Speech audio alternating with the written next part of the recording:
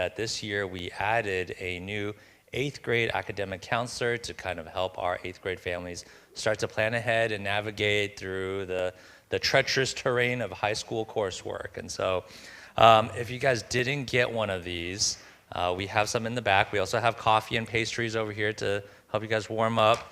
And you'll see, if you look at the map over here, King's Academy students go to schools really everywhere. And part of our role as college counselors later on in high school is to come alongside students and to have these conversations to figure out, hey, where can our students best organically continue to develop their academic interests. And so we're not a one-size-fits-all. Not all of our students only apply to UCs or CSUs.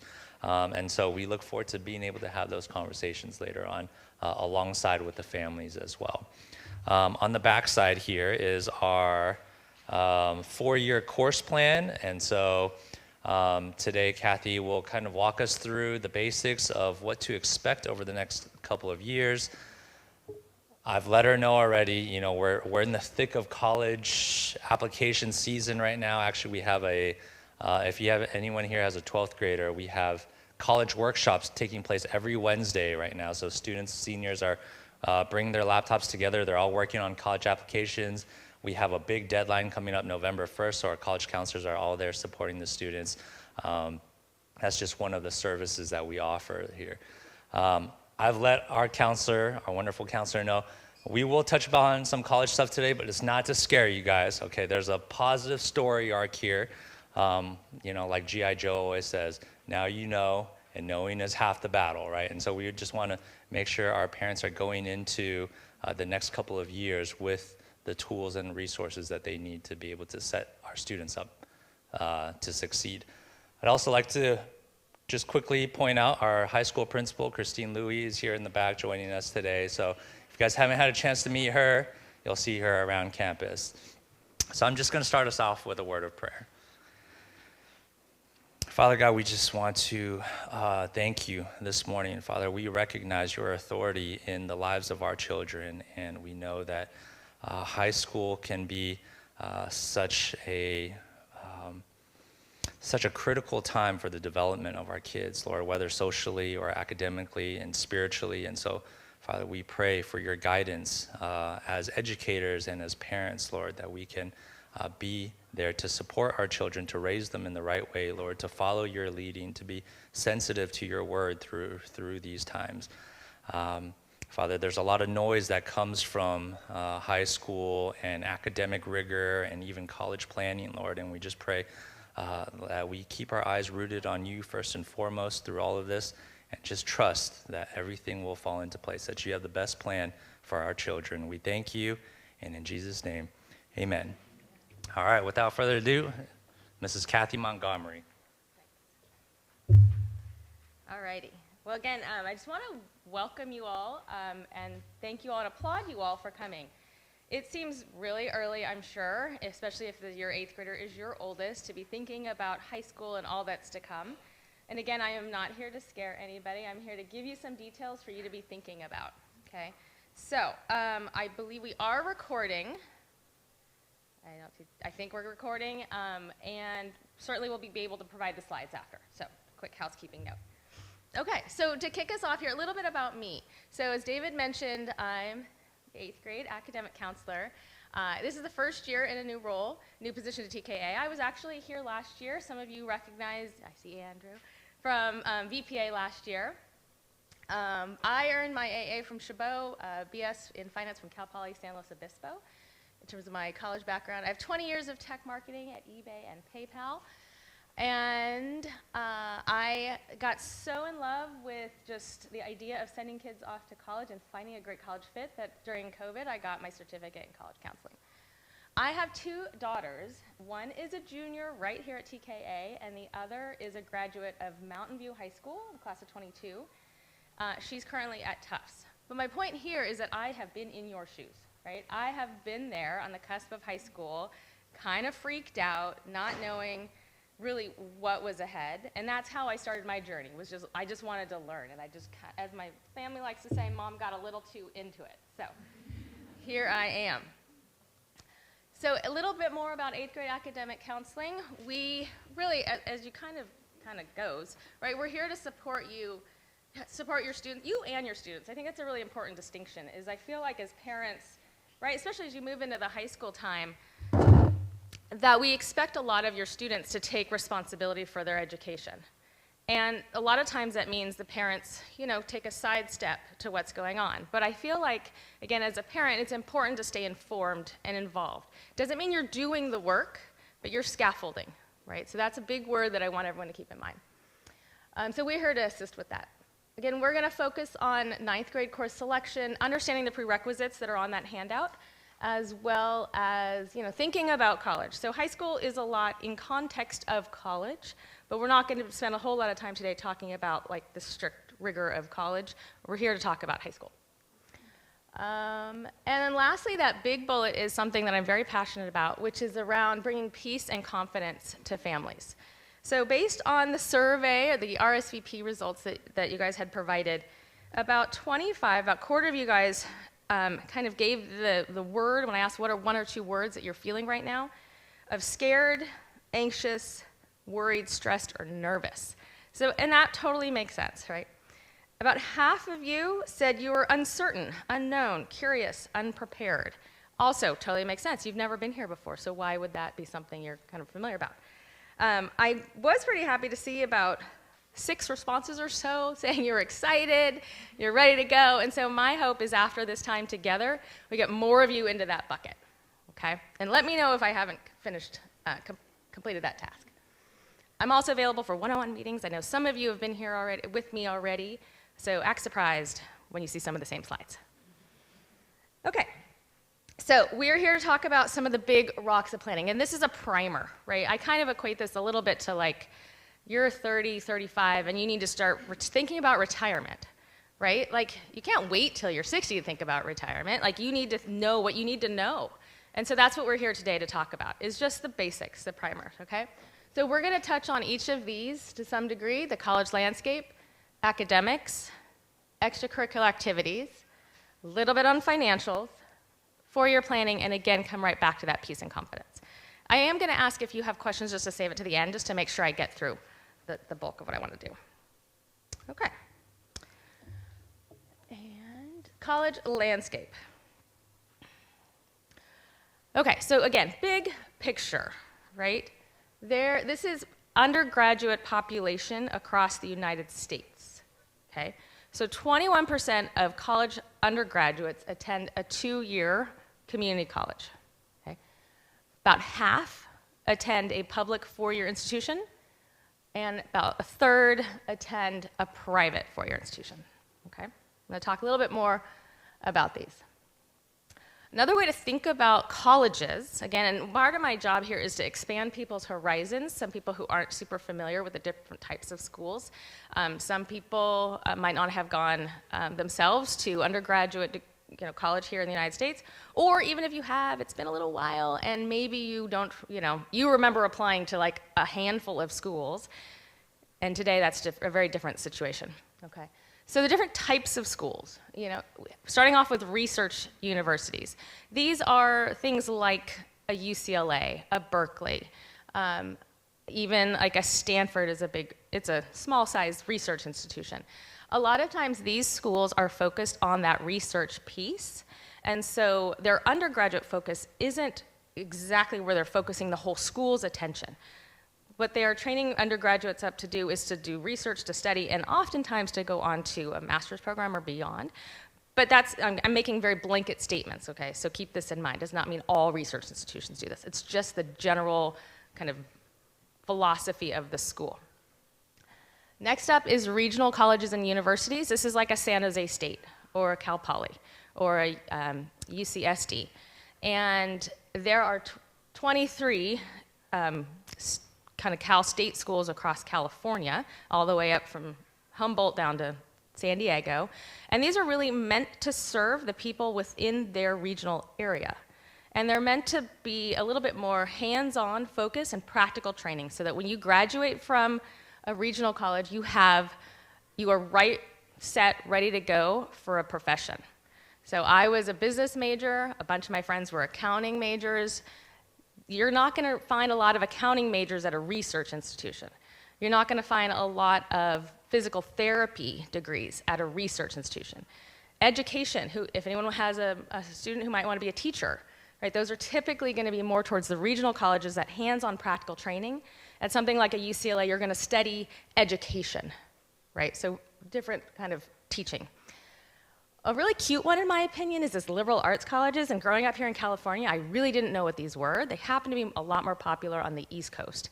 But they are usually quite small, around the 2,500, whole undergraduate population. It's typically all undergraduate. And it has a kind of a philosophy of teaching you how to learn and how to think. So it's very interdisciplinary. Right? So if you're going to study the sciences, you're still going to take required humanities courses. I kind of fell in love with these with my oldest daughter. She loved STEM, but she didn't want to give up learning Spanish. She didn't want to give up learning history. And so we really looked for a long time at liberal arts colleges. The closest one here is probably St. Mary's up in Moraga. And then we have community colleges, which also, there's over 100 here in California. And for those that didn't know, California has one of the best rated community college to transfer to our CSUs and UC program across the United States. It's often touted as just the model. And so there's lots of great reasons to think about a community college. One right off the top of the bat is saving anywhere from $40,000 to $60,000 for 2 years. But lots of other reasons behind that we will hold for another time. Okay. One of the things that gets talked about quite a bit in the news is around acceptance rates of colleges. Okay. Who heard of Stanley lately? Okay. Gun high school student, 4.24, 4.42, 1590 on the SAT, got rejected from 16 colleges, right? So it's like, crazy. Well, guess what? He was applying to those gold colleges, right? So this is a chart of acceptance rates of United States colleges, okay? 10% acceptance rate or less comprises 2% of all of our colleges here in the United States. The Harvards, the Stanfords, the Yales, right? And actually, like now UCLA at 9%. So we're talking 30 schools. If you add in the next yellow piece, those are colleges that have a 20 to 25% acceptance rate. We're talking another 50, 60 schools. Okay, so I feel like the conversation, especially in this area, is around those schools and those schools only, right? So Stanley didn't get into those schools. I feel very bad that he was disappointed. And side note, he got a job at Google. I don't know if anyone heard that part of the story. So he didn't get into those schools. How many of the other schools did he apply to, right? So to me, the take home from this is that college is not a prize to be won. It's really a match to be made. Okay, and that's what I want parents to be thinking about, is how do we expand our horizons on the schools, because we really want a great fit school. So it leads me to my really first big good news point, is that most colleges accept most students. So what you kind of think about when you hear Stanley's story is that there's a scarcity of seats in colleges, and it's absolutely not true. It's just the ones that people will click on when they read the news, right? And so what the help of our high school college counseling department will do is help your student find that great fit college for your student. Okay, you have the map. I knew you couldn't see it on here, so you will have it, okay? It's just for you to peruse that, because again, I want you to be thinking about the breadth of colleges that are just out there, right? And where King students go. And it took me a long time to realize that Boston, where my daughter goes, is actually all the way across the United States. I don't know why I didn't know that when she applied, but it's far. And I'm okay. Okay, so now we're going to talk about academics, which is definitely a big piece to the story. First, I'm going to hit you with a few terms that, again, might be new to you. If you already know them, that's fine. First one is your GPA, your grade point average. So students will all at the end of their senior year have a grade point average that then they kind of use in the college admissions process. To be honest, though, I can walk you through this calculation. Every college, not every college, most colleges have their own GPA calculation.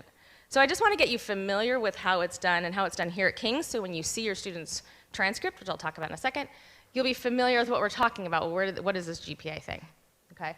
So it's simply the total points earned over the number of academic classes taken. Okay? And so what is on the left-hand side there is academic grade points just for regular, kind of standard, everyday classes. And then we have a weighted system for honors, not all, asterisk, asterisk, and AP courses. Okay? So I'm going to walk you through an example. But you can see, right?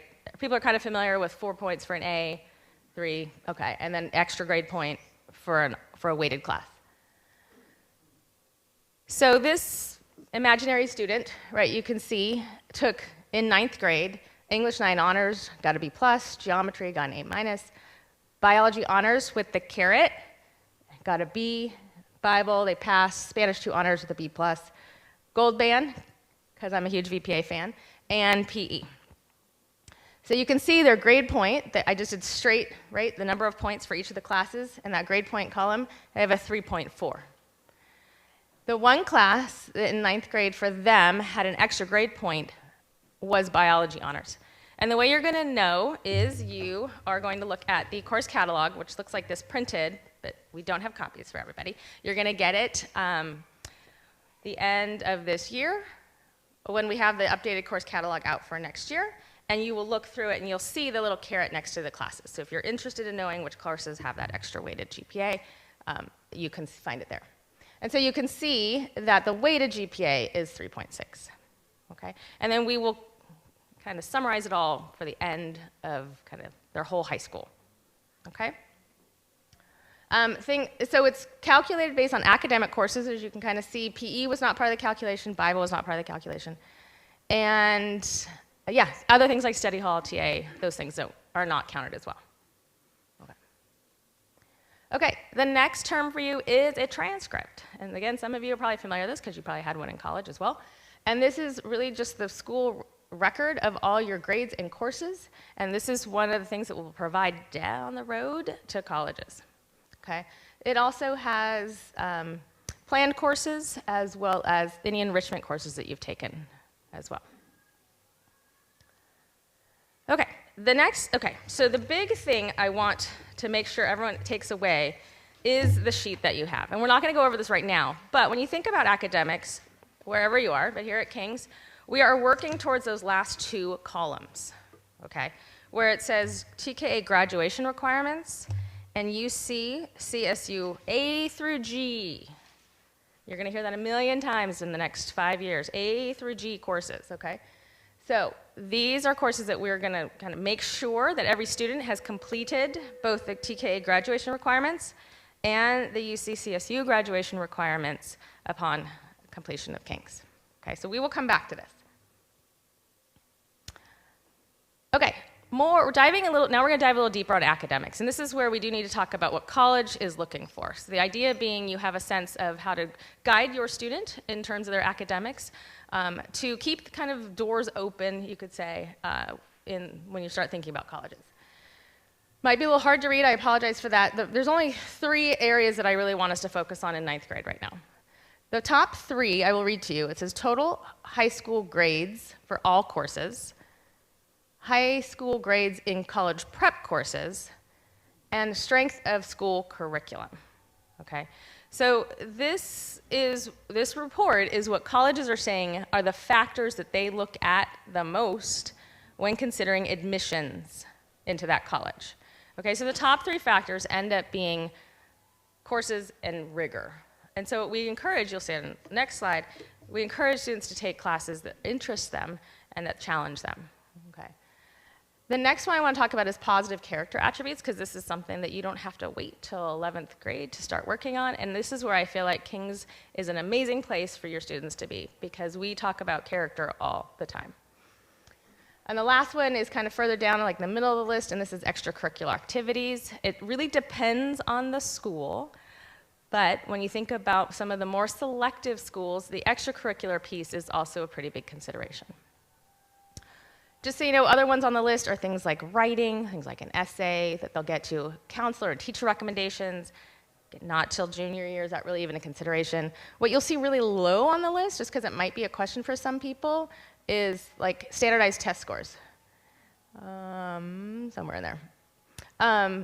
SATs, oh, I see. Even though we provide a really fabulous opportunity for students to take practice tests starting in 8th grade, so here in California, none of our CSUs or UCs actually will look at your SAT score or ACT score. And then for other schools, it's optional with a handful of exceptions, maybe about 20 schools across the United States right now. And yeah. Okay. So more on course selection. Okay. So like I hinted to already, students are really encouraged to challenge themselves in courses that interest them. Okay.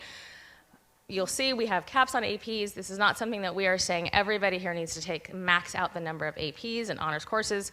We are very individualized in how we think about everyone's education, okay? But what we do encourage is, again, challenging yourself. And the reasons that these are helpful, number one, colleges are looking for that college readiness. So another thing to think about is laddering up each year in high school with potentially more rigor in the course selection, okay? So by that senior year, they want to see that you're ready to come onto their campus.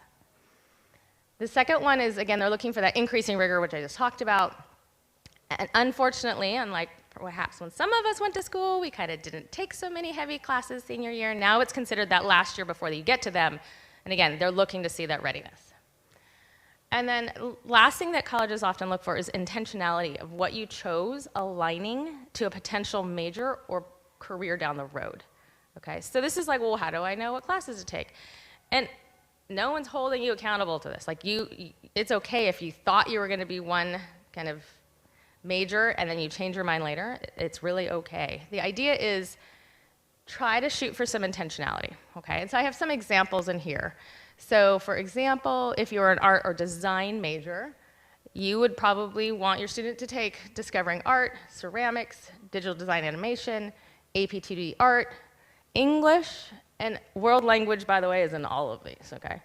But that doesn't mean take all these classes. This is just an example of some of the classes that they could take that then would signal to that college down the road, oh, look, they were serious about art, as opposed to not taking any of these classes, showing up, knocking on their door and saying, hey, I want to be an art major. I have some examples for business, computer science, engineering, English and history, environmental science, as well as health science, nursing, and pre-med. So for example, for there, it's biology or AP version, anatomy and physiology, AP psychology. Calculus tends to be what a lot of colleges are looking for nursing and pre-med. Again, a world language. Okay, again, this is not a prescription for what you need to take. These are suggestions and ideas for you to think about working with your student when it comes to course selection. Okay, the next thing I want to talk about is AEP classes. So some people, lots of actually people, when they filled out the survey for me, said, I want to know about course selection. How do I choose the classes for my student? And there were a few questions on AP, and I was happy not to see more, because I feel like this gets more attention than it needs to, especially in 8th grade. Here at King's, we have changed our policy, by the way. This is the first year that we've had these new caps. So 9th grade 2, 10th grade 3, 11th grade 4, and 12th grade you could take 5, okay?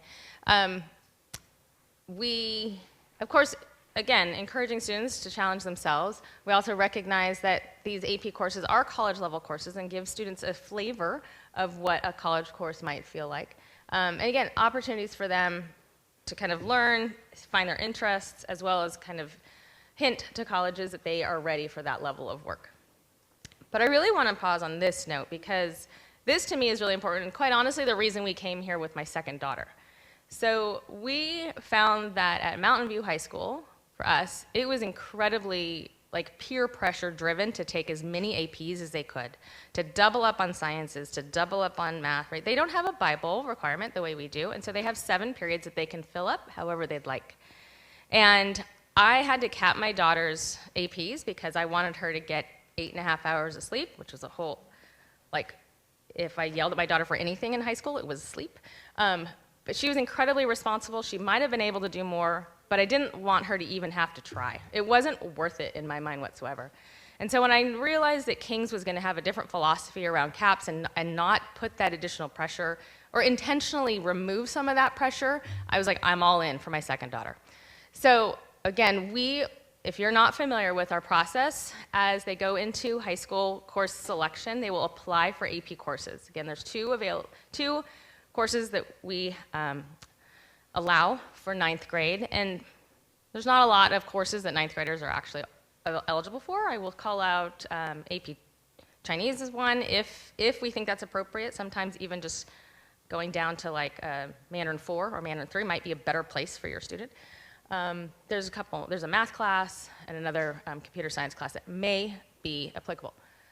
But again, I cannot emphasize enough how important it is to make sure that you are protecting your students' mental and physical health. Okay, so very conscious effort for King's to, what I like to say, the little kettle there, is we are taking the kettle off the fire in this achievement-driven society that we live in.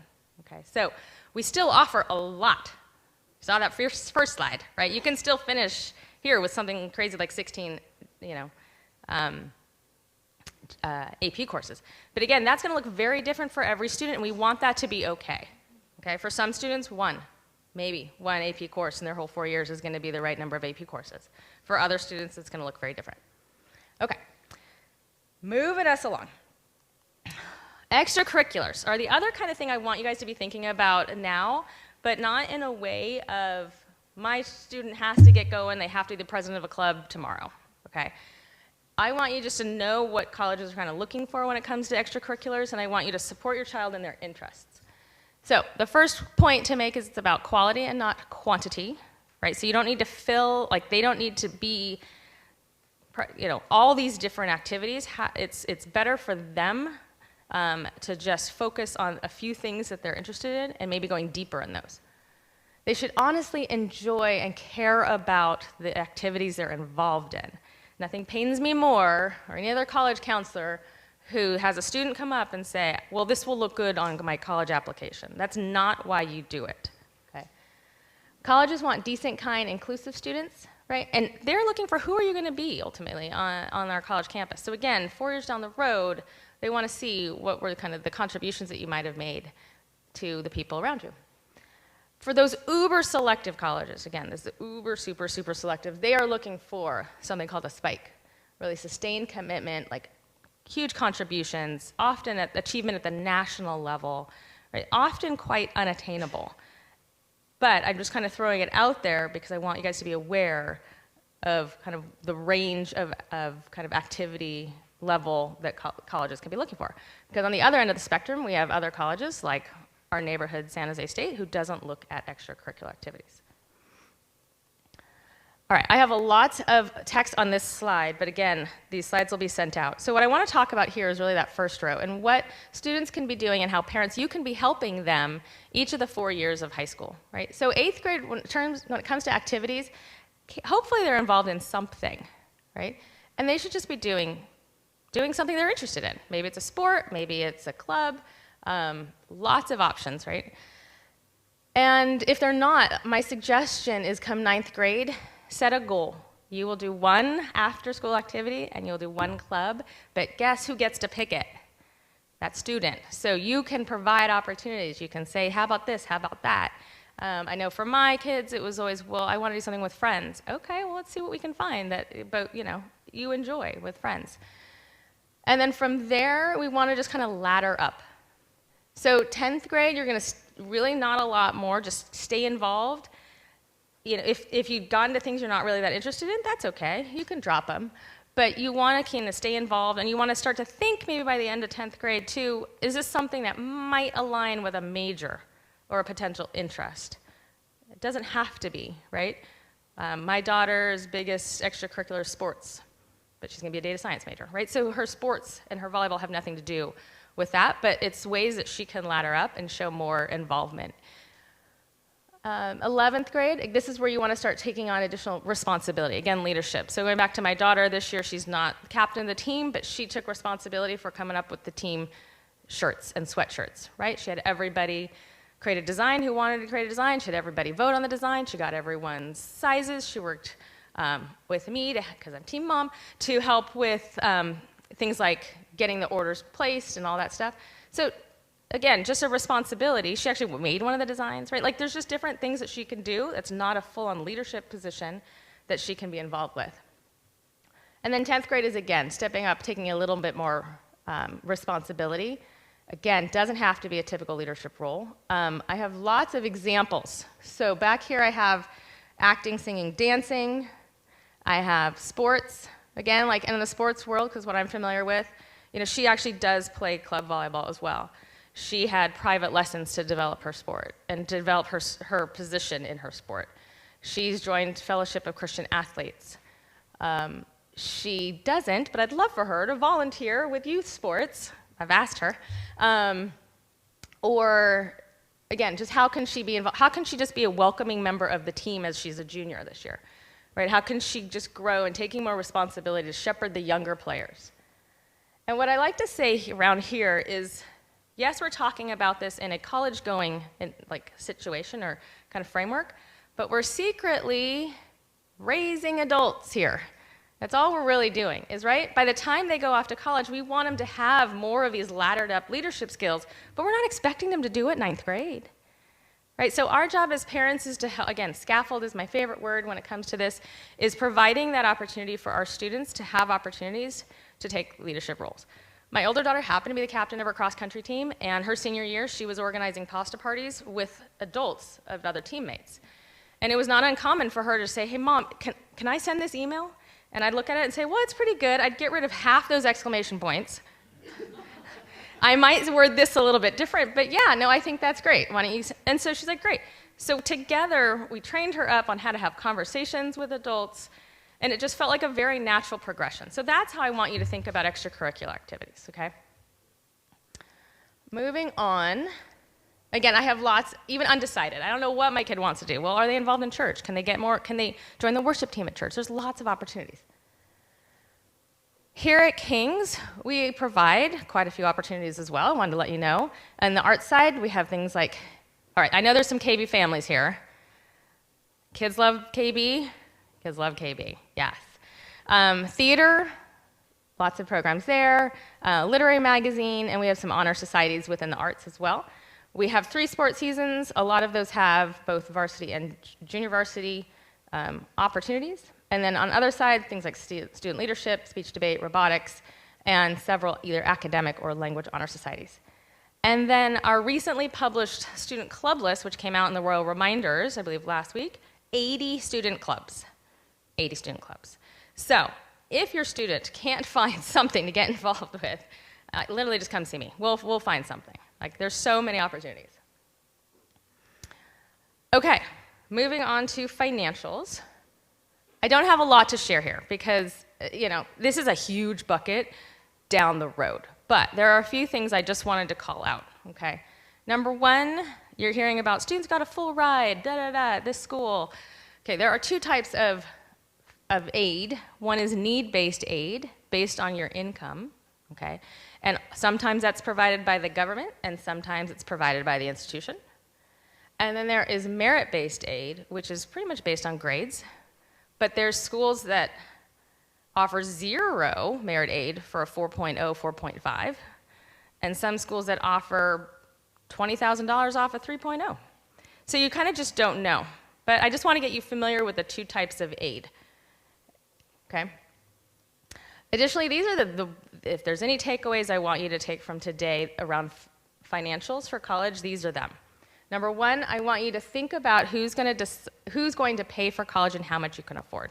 Okay? Again, you don't have to have an absolute right number right now, but I just want you to be thinking about that because you don't want to get so far down the road with your student that you're like, oh, yeah, that's an amazing college, but we can't afford that. So start to be thinking about that as parents. Number 2, private schools look expensive on paper but aren't always. And how will you know? You can run, number 3, the net price calculator. Okay? But number 4, you're actually not going to know how much it's going to cost your family until after they get in. And there's some books out there that say, how ridiculous is this? Like, what do you buy?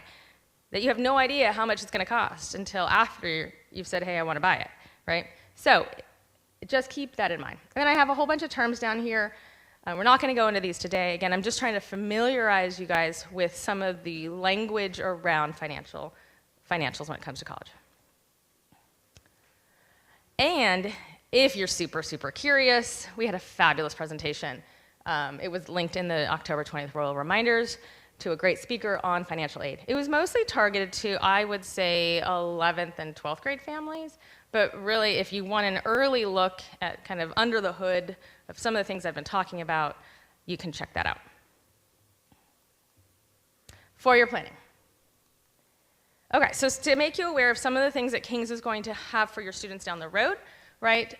We offer this college matchbook that we are handing out to juniors. It really is a fabulous resource to walk them through a lot of the self-discovery that goes on. But in addition to that, I wanted you to know, so that college counselors, they move on beyond me after, like right in 9th grade. They're going to get a counselor that they can work with for all 4 years. Again, King's is a great place that offers the PSAT and the SAT. I hope we continue doing that. I know because I keep in touch with lots of friends that go to Mountain View High School, right? They showed up 11th grade for the PSAT, never having taken a practice test before, right? So 8th grade, we start doing that.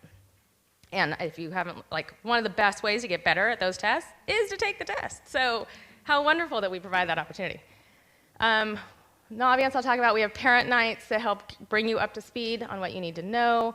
Again, optional appointments are always available, and the college workshops, like Mr. Yu talked about, happening today. So Naviance, again, touching this briefly, in 9th grade, students are given access to Naviance. And this is the portal that they'll use with their counselor on actual colleges. But there's some great tools in there that they can start using as early as 9th grade. It's kind of the self-discovery section. So again, you don't have to remember this right now. We'll remind you again in 9th grade. But I just wanted to make you aware of the tools and services that our department provides. And somebody in there, hey, I asked, what questions do you have? Someone wanted to say, if you had a step-by-step guide, that would be amazing. And so if you scan this, you will get a step-by-step guide. So it walks you through all 4 years of things that you can be doing. To be totally honest, I was so excited when I found this, like in 9th grade. I'm like, this is it. I'm going to follow this to the T. I barely looked at it because it just kind of naturally comes, right? So you're welcome to take a look at it. Please do not be overwhelmed. I promise you, we will get you through. Okay, this is exciting. 4-year planning. I do want to take a few minutes and walk you guys through some of the details here, okay? So please grab your sheet. And I'm going to walk you through some of the specific details, because this was like the #1 thing that people said they were interested in, which was course selection. All right, so you'll see at the top, Bible.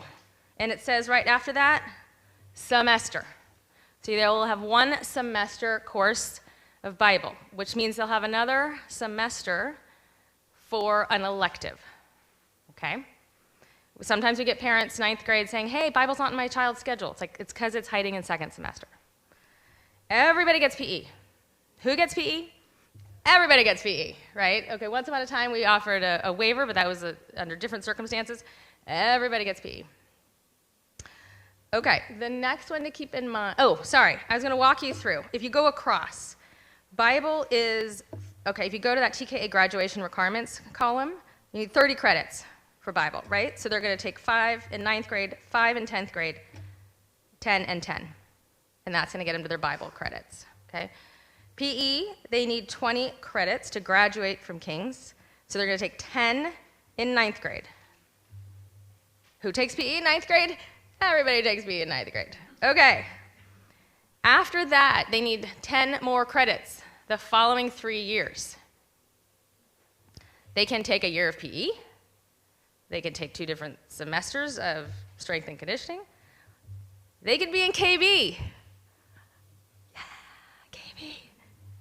Or they could do a sport, an after-school sport here. Okay? So KB and, so marching band or color guard, and the sports will each give you 5 credits per season. So my daughter's in volleyball. She doesn't do any other sport here. She did volleyball in 10th grade. She did volleyball in 11th grade. She's done, right? PE was 10, 5, and 5. She's done. okay? All right, the next one is history. Ancient world history is optional. If you look across to our TKA graduation requirements, you need 30 credits to graduate. 9th grade is optional. I highly recommend it for any student who loves history. It's a great opportunity, okay?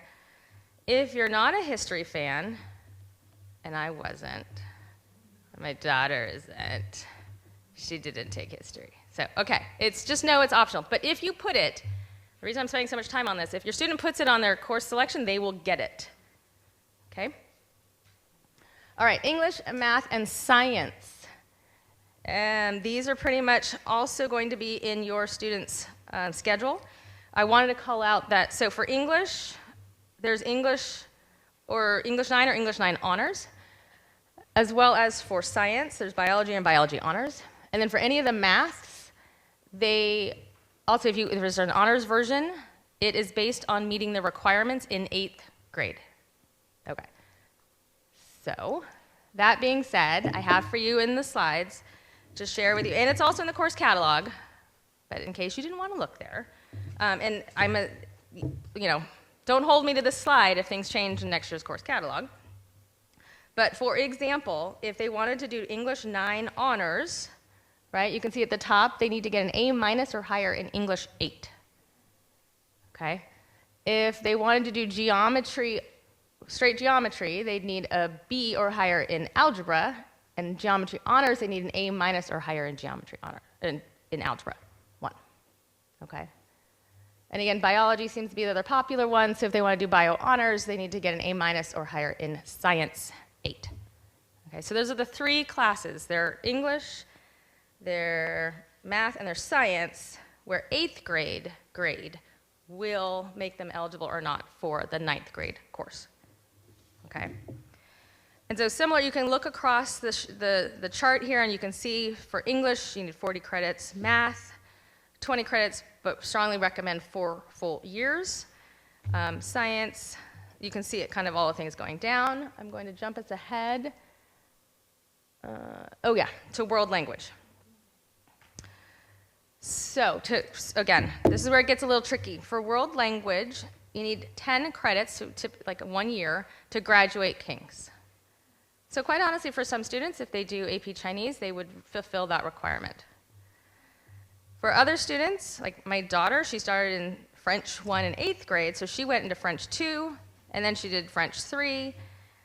You can see that 40 credits are recommended. Boy, did I try to get her to stick with AP French. She said, I don't think so. I said, great.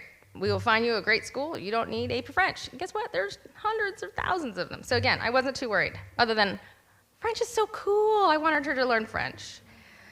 This is where you need to check your parent expectations. That's the takeaway there, okay? What you want for them to do may or may not be as important as you think, okay?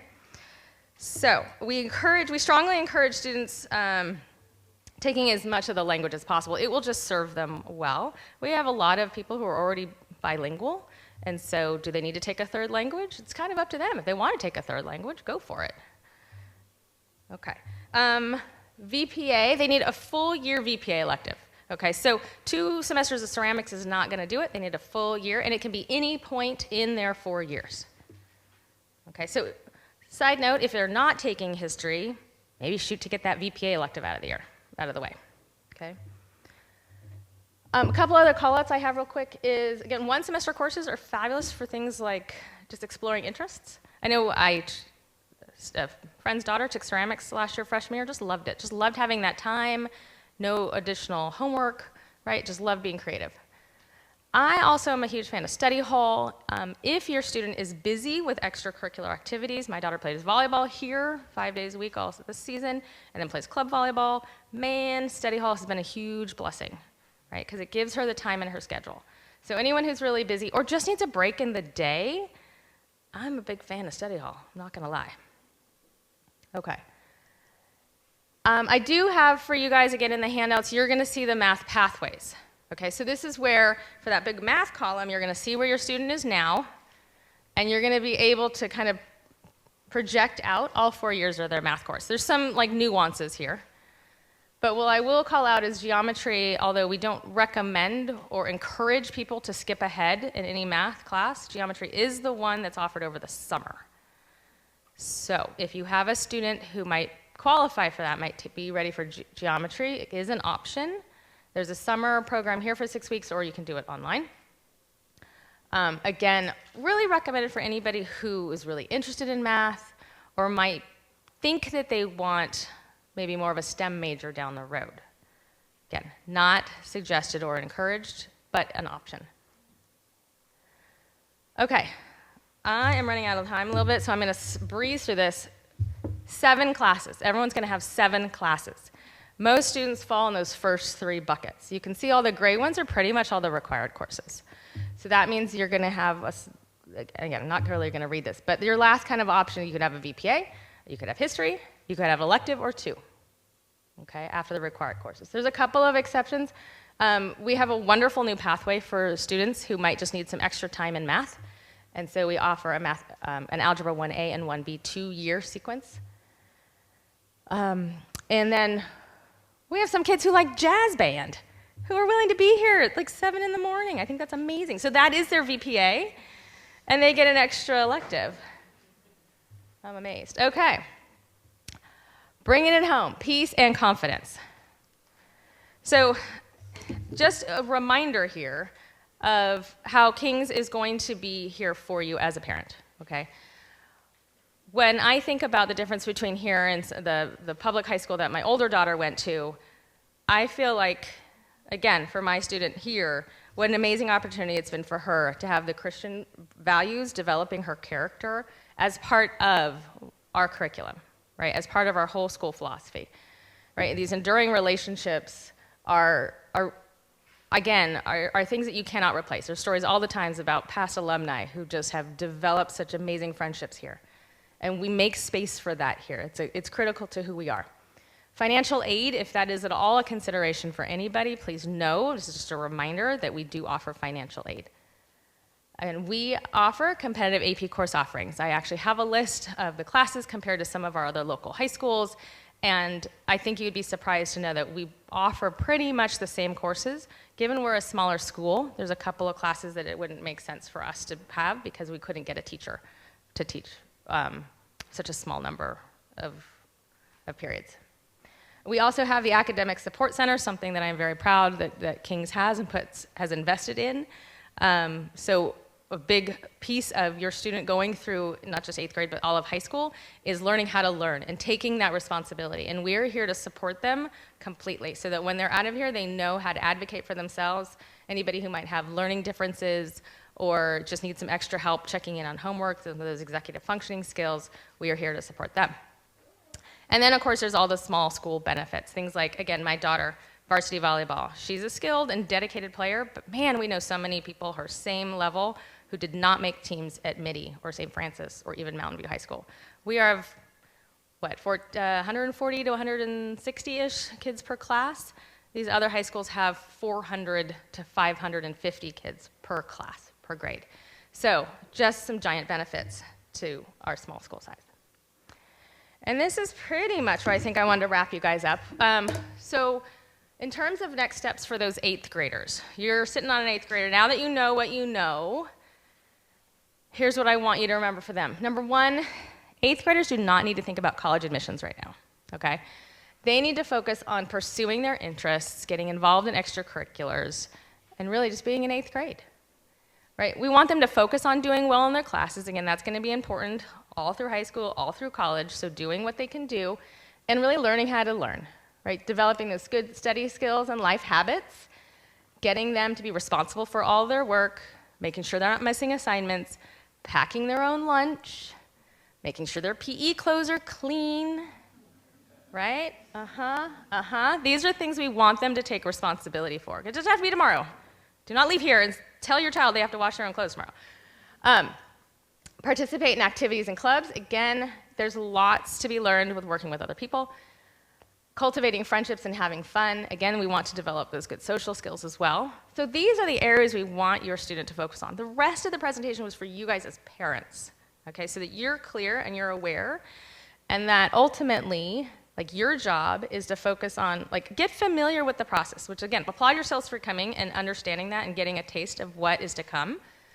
But really, we can help combat this achievement pressure society that we live in by being that calm presence in our students' lives, okay? By reassuring them if they're hearing, oh my gosh, I have to get an A on this test, no, not gonna happen. It's not that, it's you don't have to, right? And I know many of you are like, gosh, I wish I had that problem. You know, I've got a student on this other side, I just want them to pull up their C to something. I know that they're capable of so much more, right? So you are gonna just work to encourage your child.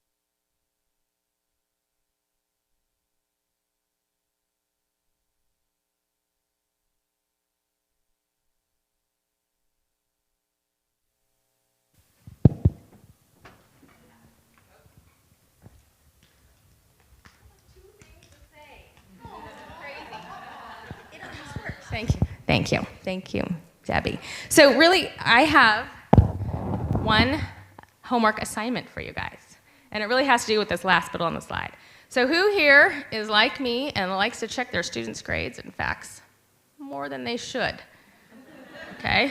And that's different for everybody, okay? So the next time you're sitting at home and you're like, let me just see, especially right after they took a test, right? Like, did they post a grade? Did they post a grade? Next time you get that inclination, here's what you're gonna do. You can look at the grade, that's fine. I'm not gonna tell you not to, because I know you won't. I want you to go find your child, and I want you to tell them two things. I love you, I'm proud of you. And honestly, for some of us, that might be harder than mentioning like, how come you got a B on that test, right? So I want you, who thinks they can do the homework? Right, we give our kids homework all the time, we check their homework. Okay, so I love you and I'm proud of you.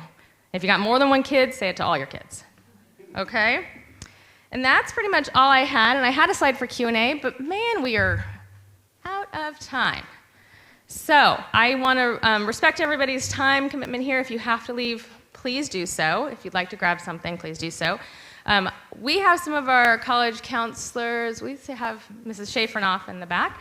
I will stay up here. I'm also available for anyone who wants to make a one-on-one appointment with me. I'm happy to do so. All right, so again, thank you so much for your time.